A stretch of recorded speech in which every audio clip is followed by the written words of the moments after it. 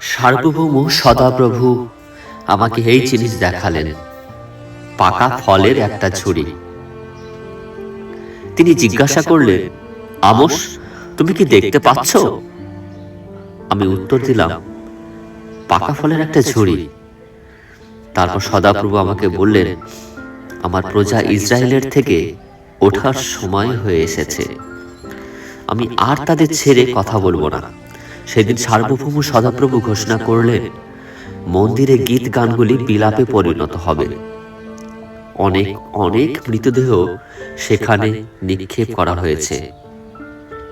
তোমরা নীরব হও, তোমরা যারা দরিদ্রদের পদদলিত করো ও দেশের দিন দরিদ্র লোকেদের নিকেশ করো, তোমরা এই কথা শোনো। তোমরা বলে থাকো, অমাবস্যা কখন শেষ হবে যে আমরা শস্য বিক্রি করতে পারবো? সাব্বাত বার কখন সমাপ্ত হবে যে আমরা গমের ব্যবসা করতে পারবো?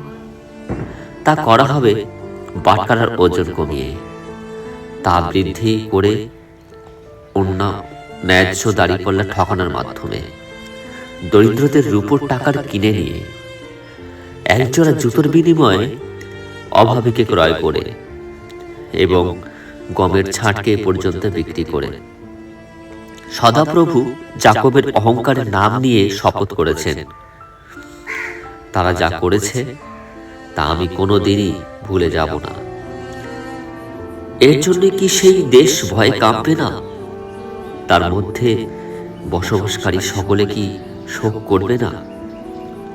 সমস্ত দেশ নীল নদের মতো স্ফীত হয়ে উঠবে। তাকে আলোড়িত করা হবে ও তা মিশরের নদীর মতোই আবারও নেমে যাবে। আমেন। সকলে সুস্থ থাকুন, ভালো থাকুন। Praise the Lord.